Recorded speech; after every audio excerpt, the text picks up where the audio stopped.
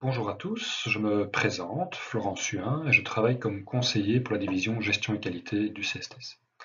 Bienvenue sur ce webinaire consacré aujourd'hui aux outils de planification de chantier. Alors, au niveau du programme de ce webinaire, je vous propose tout d'abord de revenir quelques minutes sur les raisons d'être d'un planning et donc de répondre à la question pourquoi planifier. Ensuite, nous verrons dans les grandes lignes comment planifier, à la fois en termes de méthode et d'outils numériques. Alors pourquoi planifier? Eh bien, tout simplement dans un premier temps pour organiser l'exécution, c'est-à-dire le travail des collaborateurs de chantier, mais également les flux de ressources, par exemple les commandes de matériaux, les plans, les fiches techniques. L'idée est de définir la manière dont nous allons devoir exécuter les travaux afin, par exemple, de terminer dans les délais prévus. Je prends l'exemple ici des marchés publics pour lesquels une date de fin est imposée par le client. Pour savoir comment travailler de manière à optimiser les délais, ceci doit permettre, pour une quantité de ressources données, de réduire les frais d'installation du chantier notamment. En parlant de ressources, on va planifier pour anticiper la charge de travail et s'assurer de disposer des ressources humaines nécessaires. Planifier, anticiper, préparer un chantier, cela veut également dire réduire le risque d'imprévu. Par la même occasion, réduire le stress sur les équipes. Planifier doit également permettre de prendre des décisions à temps, comme les commandes fournisseurs par exemple. Bref, on planifie pour préparer, définir une stratégie d'exécution qui va nous permettre d'exécuter le chantier dans les meilleurs délais et dans les meilleures conditions possibles. Dans un deuxième temps, le planning établi doit nous aider à piloter les chantiers durant la phase d'exécution. Cela doit nous permettre de rendre les ressources disponibles au bon endroit, au bon moment et en bonne quantité. Au même titre que durant la phase de préparation, de prendre des décisions à temps en termes de commandes, choix clients, conversion de fiches techniques, etc., etc. En phase d'exécution, le planning va également nous être utile pour suivre le déroulement du chantier et contrôler l'avancement, c'est-à-dire comparer le réalisé au planifié et corriger le tir si cela s'avère possible. Le planning de chantier joue donc ici le rôle de tableau de bord de l'avancement des travaux et doit vous aider à garder le cap. On le voit ici, faire un planning ne signifie pas empêcher tous les imprévus et les modifications. C'est justement parce qu'il y en aura qu'il faut planifier pour vous aider à les gérer. Ceci étant dit, il faut maintenant répondre à la question comment planifier. Premièrement, il nous faut une bonne méthode de travail, appliquée avec rigueur et systématisme, et j'insiste fortement sur ce dernier point. Et deuxièmement, il nous faut les outils adéquats, qu'ils soient numériques ou non d'ailleurs. Pour bien visualiser les choses, je reprends ici le processus classique de gestion d'un projet de construction.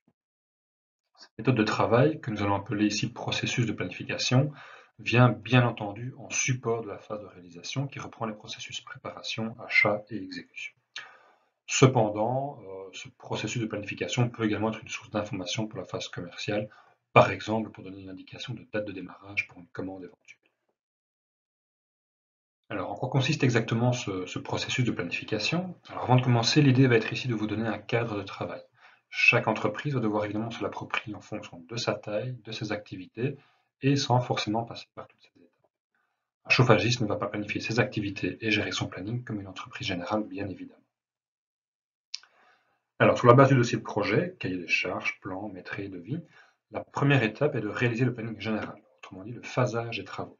L'objectif est d'identifier les grands ensembles d'exécution pour se donner une vue générale sur le long terme du projet. Ce planning servira de base, de structure pour réaliser le planning détaillé, qui est la deuxième étape. Ce planning détaillé doit lister les tâches à réaliser phase par phase et permettre de fixer la stratégie d'exécution du chantier. Voici un exemple de planning détaillé et général dans un logiciel de planification. En jaune, on retrouve les phases du projet et pour chaque phase, une liste de tâches qui constitue le planning détaillé. Pour chacune de ces tâches, nous avons estimé une durée et une stratégie qui est représentée dans le diagramme de Gantt ici sur la gauche. Sur la base de la stratégie fixée et à l'approche du démarrage du chantier, on va pouvoir établir le planning hebdomadaire des équipes pour la ou les premières semaines du chantier environ. Il s'agit d'un planning très détaillé à la journée avec une vision à court terme. Ce niveau de détail n'apparaît pas dans un planning détaillé, qui est un planning a priori plus sur le moyen et long terme. Je ne vais en effet pas planifier mes équipes 6 mois à l'avance, étant donné la probabilité que cela change. Par contre, en termes de stratégie d'exécution, j'ai besoin d'avoir cette vision à plus long terme. Vous pouvez voir ici sur cet écran un exemple de planning hebdomadaire. Je retrouve dans la colonne de gauche la liste des ressources à disposition, une échelle de temps ici avec un horizon à 5 jours, et également l'ensemble des tâches attribuées à mes équipes sur la base de la stratégie d'exécution définie à l'étape précédente. Ce premier planning hebdomadaire va nous permettre de démarrer le chantier. Nous passons alors en phase exécution. Sur cette base vient ensuite la quatrième étape, la préparation J-1. On tombe ici dans la gestion quotidienne du chantier. En fonction de ce qui s'est passé durant la journée, on devra peut-être réadapter un petit peu ce qui était prévu pour le lendemain. L'idée est de prendre 15 minutes en fin de journée pour faire le point et réfléchir à des adaptations éventuelles. Voici un exemple de préparation J-1. Sur la base d'une coupe de l'ouvrage à réaliser et imprimé sur une page A4, le conducteur, à l'aide d'un code couleur, a réparti le travail des différents corps de métier dans les différentes zones du chantier pour le lendemain. Alors comme vous le voyez, entre les étapes 2 et 3, j'ai mis une double flèche. Ceci tout simplement car à la fin de la semaine, on va faire le point sur l'avancement du travail. Sur cette base, on se rendra peut-être compte de la nécessité d'adapter la stratégie établie au préalable, autrement dit de mettre à jour le planning détaillé initial. C'est ensuite sur la base de ce nouveau planning éventuel que je vais planifier là où les semaines suivantes. L'idée est de reproduire cette boucle du début à la fin du chantier, semaine après semaine, et ne plus attendre la fin du mois lors de la réalisation de l'état d'avancement du chantier en vue de la facturation client. L'objectif est de rendre la gestion du chantier plus agile en se rendant compte plus tôt des problèmes éventuels et ainsi de pouvoir réagir plus tôt afin de réduire l'impact d'un problème potentiel. Pour terminer, la gestion de l'exécution doit être supportée par une gestion des flux de ressources. Pour exécuter un chantier, les équipes de terrain doivent disposer des matériaux, du matériel et des informations adéquates dans les temps. Et pour ce faire, un planning amont va être établi sur la base du planning d'exécution. Ceci n'est qu'une illustration, mais sur la base du planning détaillé, on pourrait représenter par exemple en noir les demandes d'approvisionnement, en vert les commandes fournisseurs, en rouge l'approbation des fiches techniques et en jaune les choix clients. Nous avons donc ici un processus de planification type d'un chantier de construction. Comme évoqué précédemment, chaque entreprise devra se l'approprier en fonction de ses activités et de sa taille d'entreprise. Autrement dit, suis-je une entreprise générale ou plutôt un corps de métier spécialisé en technique spéciale ou parachèvement, et suis-je une petite ou une grande entreprise? La réponse à ces questions orientera le processus à mettre en place, mais également la numérisation de ce processus. Alors justement, en parlant de numérisation, que doit-on savoir exactement? Aujourd'hui, grosso modo, il existe deux grandes familles de logiciels. Premièrement, ce qu'on appelle les outils de planification de projet, qui vont vous permettre de gérer le planning général, le planning détaillé et le planning amont. Et deuxièmement, ce qu'on appelle les outils de gestion de ressources, qui vont vous permettre de gérer vos plannings hebdomadaires. Ceci montre que potentiellement, une entreprise pourrait être amenée à utiliser ces deux types d'outils de manière complémentaire. Dans les faits, cela pourra arriver, mais à nouveau, en fonction de la taille d'entreprise, du type d'activité exécutée, on se dirigera plutôt vers l'un ou vers l'autre. Il faut savoir que les outils de planification de projet font un peu de la gestion de ressources, et les outils de planification de ressources font un peu de la gestion de projet. C'est la raison pour laquelle la numérisation de ce processus doit être analysée au cas par cas. Plus concrètement, on pourrait citer les avantages suivants pour les outils de planification de projet. Tout d'abord, un calcul automatique du planning, contrairement à ce qui pourrait être fait dans un logiciel comme Excel.